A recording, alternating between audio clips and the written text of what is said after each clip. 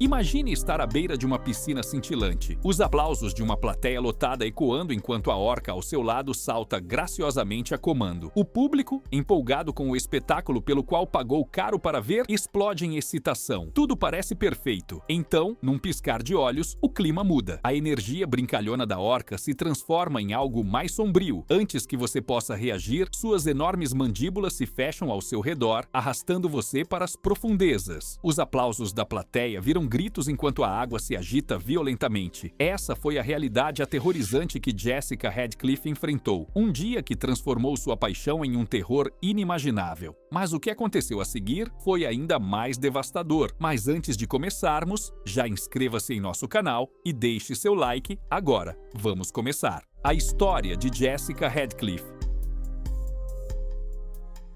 Jessica Radcliffe parecia destinada a uma carreira trabalhando com animais marinhos. Seu pai, um biólogo marinho especializado em cetáceos, a apresentou às maravilhas do oceano ainda jovem. Crescendo perto da costa do Pacífico, Jessica frequentemente a acompanhava em viagens de pesquisa, observando maravilhada enquanto ele estudava golfinhos e baleias. Sua fascinação ficou ainda mais forte após assistir ao seu primeiro show de orcas no Ocean Haven Marine Park, um local inspirado no sucesso do SeaWorld e que ganhava fama rapidamente perto de Monterey, na Califórnia. A partir desse momento, Jessica ficou determinada a se tornar uma treinadora de orcas. Com apenas 19 anos, Jessica começou a trabalhar no Ocean Haven, iniciando como estagiária enquanto cursava biologia marinha. Sua dedicação e talento natural rapidamente a destacaram e, dentro de um ano, ela garantiu uma posição permanente na equipe de treinamento. Aos 21 anos, Jessica havia alcançado o que poucos de sua idade poderiam reivindicar.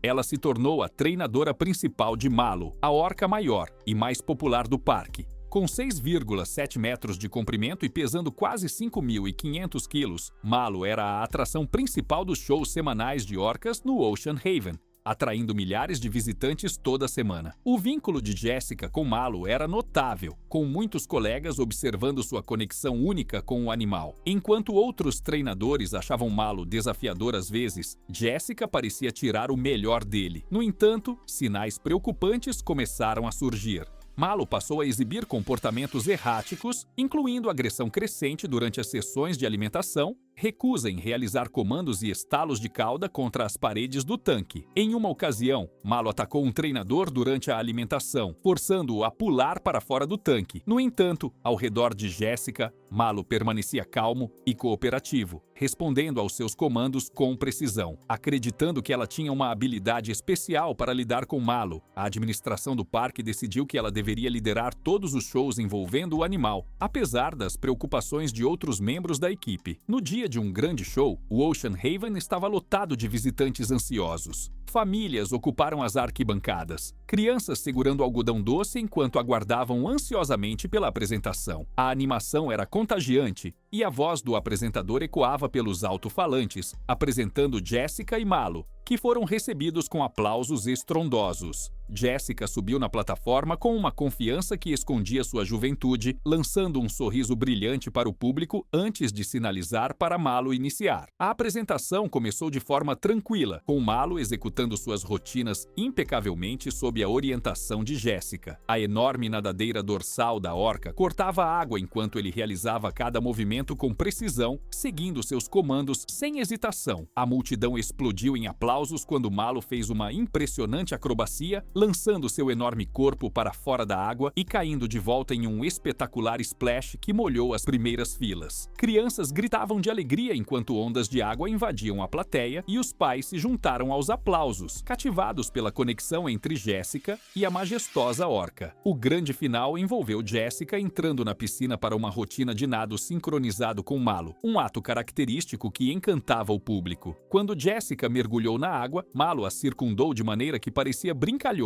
Mas, de repente, sem aviso, Malo avançou, fechando suas poderosas mandíbulas ao redor do torso superior de Jessica. O impacto foi instantâneo e feroz, tirando o fôlego dela.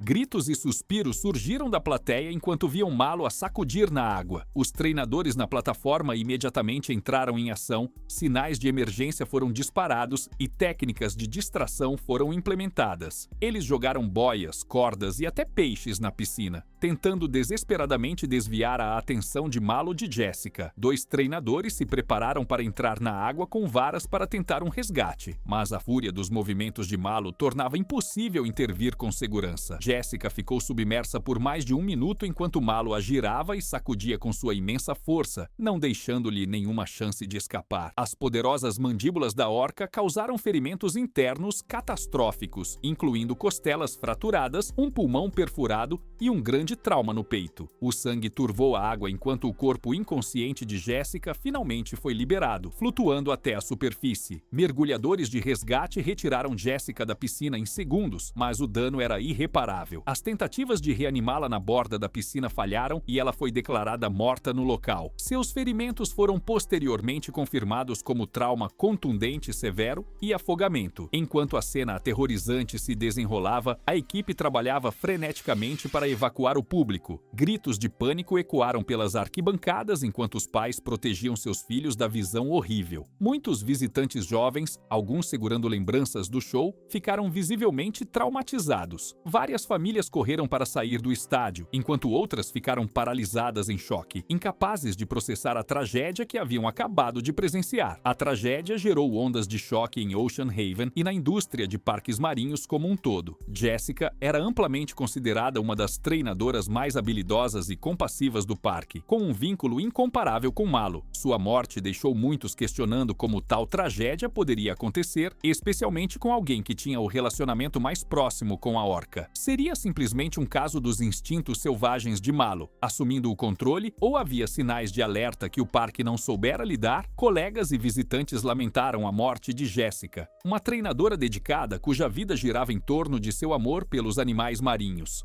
Sua família realizou um serviço memorial privado perto do oceano, onde lembraram de sua paixão, coragem e devoção a Malo. Mas sua morte também gerou indignação e debate. Ocean Haven poderia ter feito mais para evitar isso? O comportamento errático anterior de Malo deveria ter sido levado mais a sério e, o mais importante, orcas deveriam mesmo ser mantidas em cativeiro após o incidente? O Ocean Haven Marine Park fechou suas portas permanentemente e a decisão foi tomada para realocar Malo para um santuário marinho recém-estabelecido na costa do estado de Washington, onde ele poderia viver o resto de sua vida em um ambiente oceânico fechado com mínima interação humana. Embora isso nunca pudesse substituir a vastidão do oceano aberto, o santuário ofereceu a Malo a chance de viver de forma mais natural, longe das pressões de se apresentar.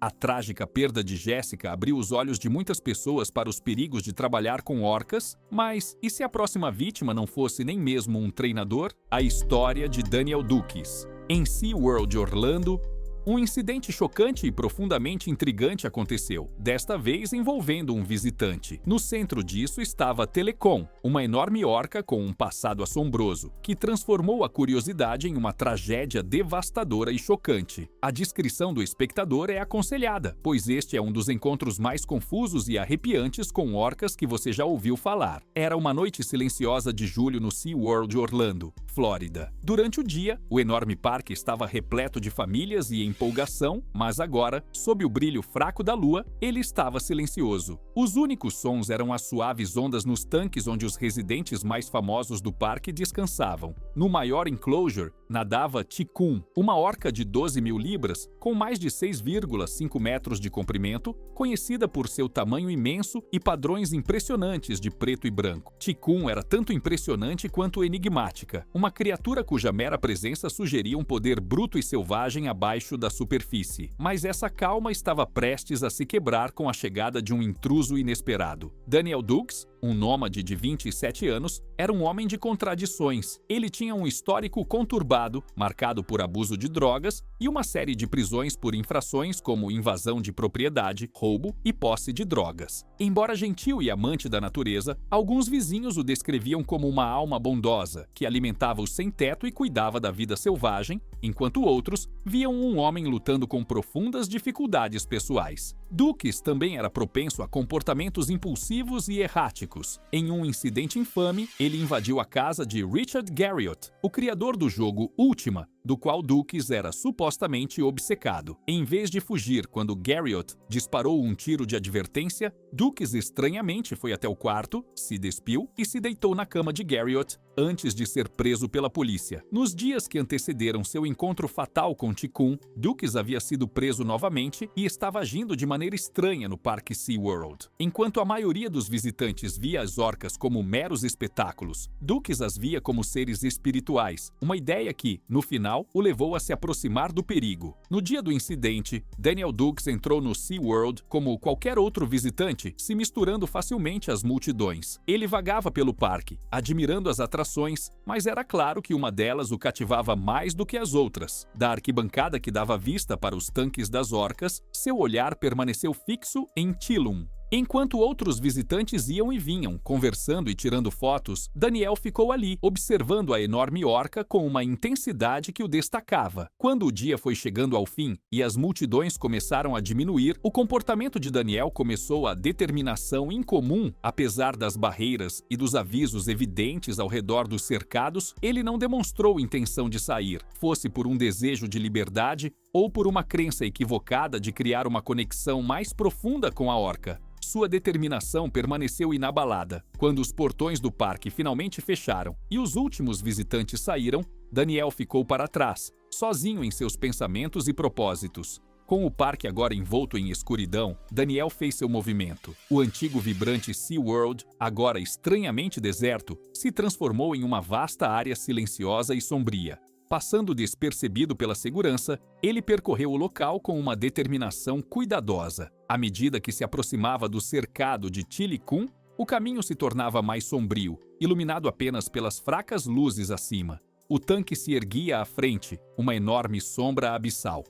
Os únicos sons eram o zumbido baixo das máquinas e o suave batimento da água contra as paredes do tanque, uma calma enganosa antes dos eventos que logo se desenrolariam. De pé na beira, Duke se despediu até os shorts. O ar noturno estava fresco contra sua pele, mas ele não sentiu hesitação. Com uma respiração profunda, ele escalou a barreira e mergulhou na água. A superfície ondulou brevemente antes de se acalmar, deixando apenas o silêncio. Desconhecido para Duke, Tili-Kun estava longe de estar dormente. Sob a água, a orca se agitou, alertada pela perturbação. Anos de cativeiro haviam desconectado Tili-Kun da vida selvagem, mas seus instintos permaneceram intactos. Seu corpo maciço se movia graciosamente pela água, seus olhos escuros fixados na figura acima. No começo, Duke flutuava calmamente, seus movimentos cautelosos. À medida que se ajustava à água fria, o tanque parecia maior do que se via de fora, com as profundezas se estendendo em uma escuridão inquietante. Mas, à medida que ele flutuava, uma sombra surgiu abaixo dele. A presença de Tili-Kun era imensa, seu corpo cortando a água com precisão silenciosa.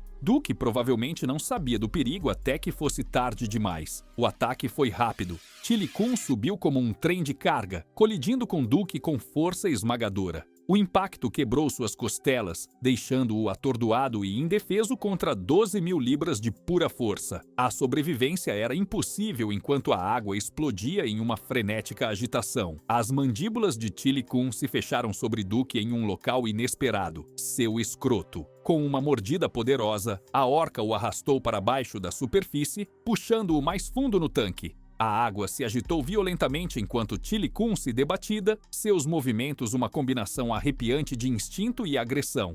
Em poucos momentos, a água se acalmou novamente. O corpo de Duke flutuava sem vida enquanto Tili-Kun circulava abaixo dele, tocando a figura como se tentasse entender o que havia ocorrido. Na manhã seguinte, a descoberta foi horrível. Os treinadores que chegaram para os preparativos do dia encontraram a cena aterradora. Flutuando no tanque estava o corpo espancado de Daniel Dukes, com ferimentos graves e inconfundíveis. Ficou claro que ele havia encontrado um fim violento. As imensas mandíbulas da orca deixaram feridas profundas e as evidências apontavam para um ataque de força avassaladora. A notícia se espalhou rapidamente, deixando o público em choque. Perguntas surgiram sobre como Duke conseguiu escapar da segurança e por que ele havia entrado no tanque em primeiro lugar. Os investigadores reuniram suas ações, descobrindo uma mistura de desejo de aventura, determinação incomum, a Apesar das barreiras e dos avisos evidentes ao redor dos cercados, ele não demonstrou intenção de sair, fosse por um desejo de liberdade ou por uma crença equivocada de criar uma conexão mais profunda com a orca. Sua determinação permaneceu inabalada. A curiosidade perigosa que o havia levado até o recinto. O papel de Tili-kun no incidente reacendeu uma tempestade de debates. Esta não foi a primeira morte associada à orca. Sua história incluía outros incidentes que haviam gerado preocupações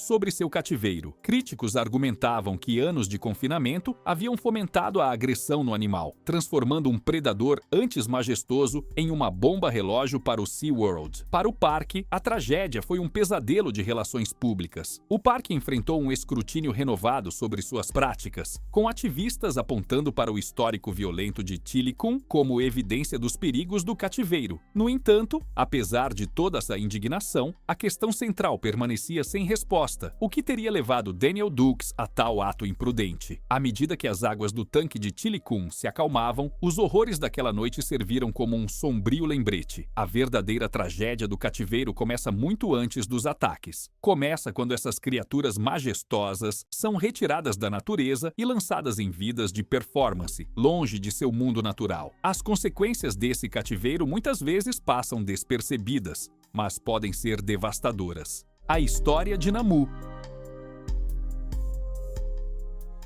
Muito antes de Tili-kun, Namu foi um dos primeiros a revelar essa realidade de partir o coração, forçando-nos a enfrentar o custo do cativeiro e o tratamento da humanidade com a vida selvagem. Foi em 1965 que um evento notável ocorreu ao largo da costa da Colômbia Britânica, perto de uma pequena cidade chamada Namu. Uma jovem orca, presa em uma enorme rede de salmão, foi retirada do oceano e levada para um mundo muito distante das águas selvagens que conhecia. Seu nome era Namu, e sua história logo se tornaria um dos capítulos mais controversos na história do cativeiro de orcas. A vida de Namu começou como membro do Pod C1, parte da comunidade de orcas residentes do norte que prosperava há séculos no noroeste do Pacífico. No entanto, o destino logo tomaria um rumo mais sombrio. Descoberto por um pescador chamado William Lobe, Namu foi vendido a Ted Griffin, o proprietário do aquário marinho de Seattle. Griffin viu uma oportunidade lucrativa não apenas para abrigar a orca, mas para transformá-la na estrela de grandes shows, atraindo multidões, ganhando muito dinheiro e vendendo ingressos. E assim, a trágica jornada de Namu da natureza ao cativeiro foi posta em movimento. O que seguiu cativou e horrorizou o mundo. Ao chegar a Seattle, Namu rapidamente se tornou a principal atração no aquário de Griffin.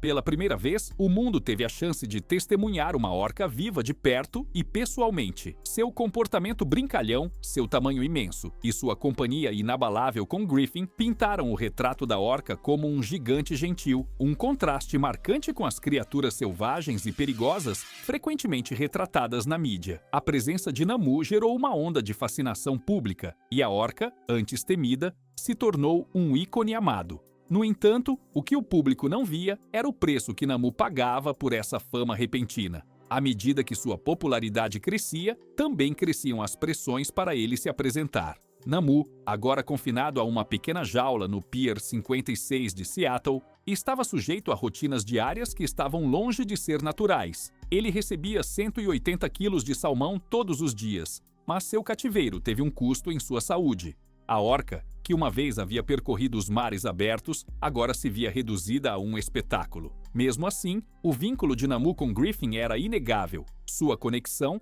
em alguns momentos aparentemente telepática, capturou a imaginação de milhões. Mas o que o público não sabia era a dura realidade por trás da vida de Nao em cativeiro. Em 1966, pouco antes da estreia de Namu, Meu Melhor Amigo, a orca faleceu. O filme, lançado no mesmo ano, contou uma história comovente e idealizada de um homem e sua orca heróica. Ele segue o biólogo marinho Hank Donner, que descobre uma orca ferida, mais tarde chamada Namu, encalhada na costa do Pacífico Noroeste. A trama se concentra na luta de Hank para proteger Namu dos pescadores locais que viam a orca como uma ameaça ao seu sustento. Enquanto as pessoas da cidade tentam prejudicá-lo, Hank nada com Namu para provar a natureza pacífica da orca, conquistando, por fim, a confiança tanto do animal quanto da cidade. O filme desempenhou um papel significativo na mudança das percepções públicas sobre as orcas, apresentando-as como criaturas majestosas, merecedoras de proteção, em vez de serem temidas. Nos bastidores, no entanto, a vida de Namu era bem mais sombria. Uma autópsia revelou que ele sofria de várias doenças, incluindo uma infecção bacteriana, erupções cutâneas e uma infecção estomacal, provavelmente causada pelo esgoto de esgoto na Baía de Elliot, onde ele havia sido realocado. A morte de Namu foi trágica não apenas pelo sofrimento que ele suportou, mas também porque expôs as consequências ocultas da fascinação humana por esses animais. Enquanto o filme pretendia mostrar o vínculo entre Namu e seus companheiros humanos, a realidade era muito mais sinistra. O filme retratou uma orca que brincava voluntariamente com as crianças, que protegia seus amigos humanos do perigo, mas, na verdade, a vida de Namu fora tudo menos ideal. Ele estava confinado a um pequeno cercado, isolado de sua família e forçado a se apresentar para o entretenimento de outros. O lançamento do filme, que deveria ter sido uma celebração da vida de Namu, foi, na verdade, ofuscado pela dolorosa realidade de sua morte. O grande clamor público após sua morte foi imenso. Milhares lamentaram a perda da orca que havia conquistado seus corações. No entanto, a morte de Namu também gerou uma importante conversa sobre a ética de manter as orcas em cativeiro. Nos anos seguintes, o mundo começou a questionar se o preço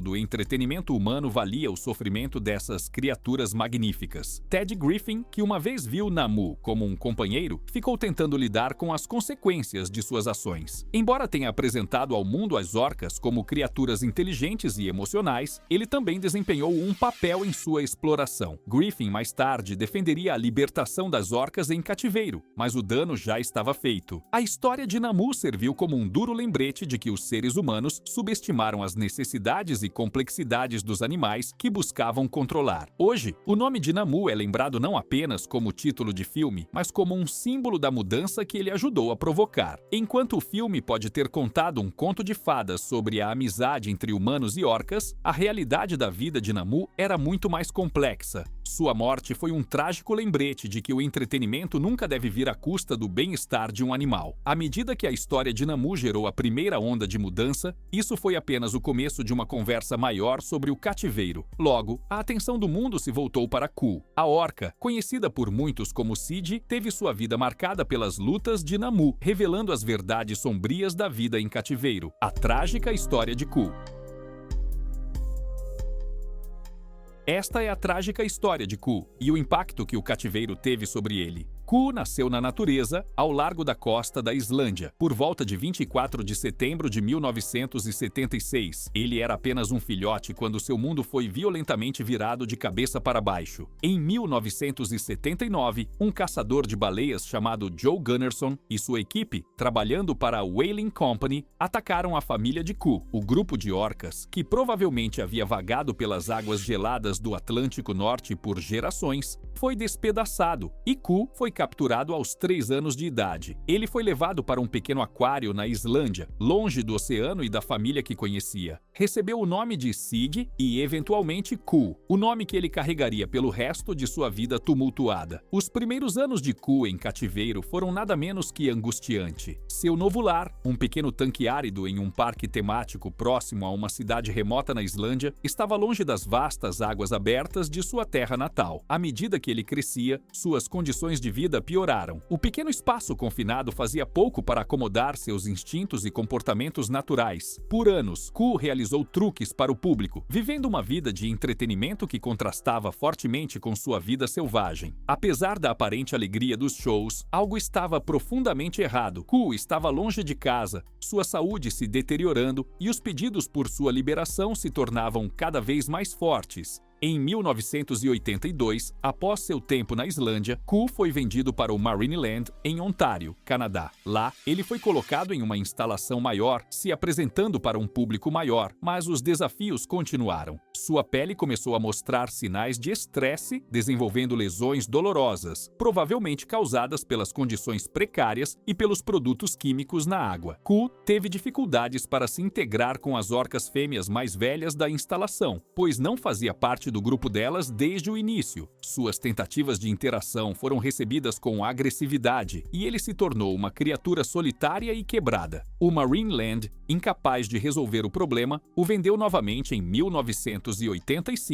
O novo lar de Ku foi o Reno Aventura na cidade do México. As condições aqui foram talvez as piores até então. Mesmo com apenas 3 metros de comprimento, ele foi colocado em um tanque projetado para golfinhos, algo bem distante do espaço de que ele precisava. Seu corpo em crescimento, agora com 6 metros de comprimento, mal cabia no espaço apertado. O tanque tinha apenas 20 metros de largura e 7 metros de profundidade. A temperatura da água estava muito mais quente do que Ku podia tolerar, e o tanque estava cheio de cloro, um produto químico agressivo que irritava sua pele. Para economizar dinheiro, os donos do parque usavam água salgada em vez de água do mar natural, o que agravava ainda mais sua condição. Ko foi forçado a se apresentar até 5 vezes por dia, apesar da sua saúde em deterioração. Ele era uma atração, uma mercadoria que gerava dinheiro, mas à custa de seu bem-estar. Apesar do ambiente hostil, Ku permaneceu gentil. Seu espírito, embora fragmentado pelos anos de cativeiro, ainda demonstrava uma notável resiliência e compaixão. Em 1993, a vida de Ku mudou para sempre quando ele se tornou a estrela do filme Free Willy. O filme contava a comovente história de um jovem chamado Jesse, que lutava para libertar seu amigo orca, Willy. A interpretação de Ku como Willy tocou profundamente o público em todo o mundo, transformando-o de uma orca cativa anônima em um símbolo global de esperança e liberdade para os animais marinhos. A mensagem poderosa do filme tocou uma fibra, mas também dividiu opiniões. Para muitos, Free Willy foi uma história inspiradora que celebrou o vínculo entre humanos e animais, despertando uma onda de admiração por orcas como o Ku. No entanto, outros viam o filme como profundamente perturbador, acreditando que ele destacava exatamente a exploração que tentava condenar. Críticos argumentaram que usar uma orca real em cativeiro para contar uma história sobre liberdade era irônico, se não devastador, e chamaram atenção para a ética de manter criaturas tão inteligentes em cativeiro para entretenimento. A história real de Ku espelhava a de Willy de várias maneiras, aprofundando ainda mais a conexão emocional do público com ele. Essa conexão gerou um movimento sem precedentes. Mais de 300 mil pessoas escreveram cartas e assinaram petições exigindo a liberação de Ku. Ele havia se tornado mais do que uma estrela de cinema. Era a personificação viva da liberdade que Willy alcançou na tela. Mas enquanto o mundo se unia em apoio a ele, a dura verdade sobre a vida de Ku pintava um quadro bem mais sombrio. Longe da criatura vibrante e brincalhona retratada em Free Willy, Ku estava severamente sobrepeso quando o filme chegou aos cinemas. Suas lesões haviam piorado, ele desenvolveu úlceras estomacais e seu sistema imunológico estava comprometido. Ele mal conseguia realizar sequer os movimentos para os quais foi treinado. Os $75 mil que ele ganhou por seu papel no filme, uma quantia que poderia ter proporcionado cuidados muito necessários, foram embolsados por seus donos, em vez de serem usados para ajudá-lo. No entanto, os apelos por sua liberação continuaram e logo uma solução começou a tomar forma. Em 1995, a Fundação Free Willy Ku foi criada, liderada pela Warner Brothers e pelo International Marine Mammal Project. A fundação trabalhou incansavelmente para arrecadar fundos para que a liberdade de Ku. Mais de 7 milhões foram arrecadados com contribuições de generosos benfeitores e milhões de estudantes. Com esse dinheiro, um plano foi colocado em prática para reabilitar Ku e, se possível, devolvê-lo ao seu habitat natural. Em janeiro de 1996, Ku foi transferido do México para o aquário da costa de Oregon, em Newport, Oregon. Pela primeira vez em sua vida, Ku viveu em um tanque com água do mar e as condições eram significativamente melhores. Ele permaneceu lá por 8 meses, recuperando parte da força que havia perdido durante seus anos de cativeiro. Seu peso aumentou e ele ficou mais saudável, mas o objetivo final era prepará-lo para o retorno à vida selvagem. Os preparativos para a liberação de Ku começaram de fato em 1998.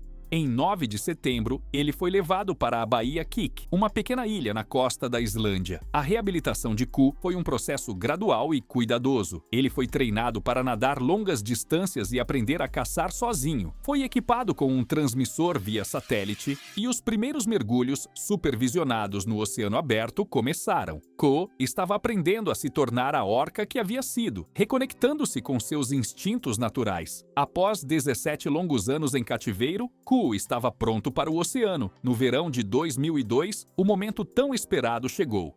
Ku foi liberado no mar, na costa da Islândia. Foi um evento histórico, a primeira vez que uma orca em cativeiro foi devolvida ao oceano aberto. Inicialmente, Ku nadou livremente nas águas abertas, sendo avistado na baía por dias. Mas, à medida que as semanas passavam, algo inesperado aconteceu. Ku, apesar de sua liberdade recém-descoberta, ainda procurava os humanos. Ele permaneceu próximo à baía, frequentemente interagindo com as pessoas. Embora às vezes nadasse com orcas selvagens, nunca se integrou completamente a elas. Em dezembro de 2003, K.O., agora com 27 anos, foi encontrado nadando na baía na Noruega quando sucumbiu à pneumonia. Sua morte foi o trágico fim de uma longa e complexa jornada. Uma jornada que começara com esperança, mas que, no final, foi demais para ele superar. Obrigado por nos acompanhar enquanto exploramos esses encontros arrepiantes com orcas. Um lembrete sóbrio dos imensos riscos de se trabalhar com criaturas tão poderosas. Muito obrigado por assistir o vídeo. Se gostou de nosso conteúdo, inscreva-se em nosso canal e deixe seu like. Também confiram outros conteúdos interessantes que estão aparecendo agora mesmo na sua tela e eu verei vocês no próximo vídeo. Até a próxima!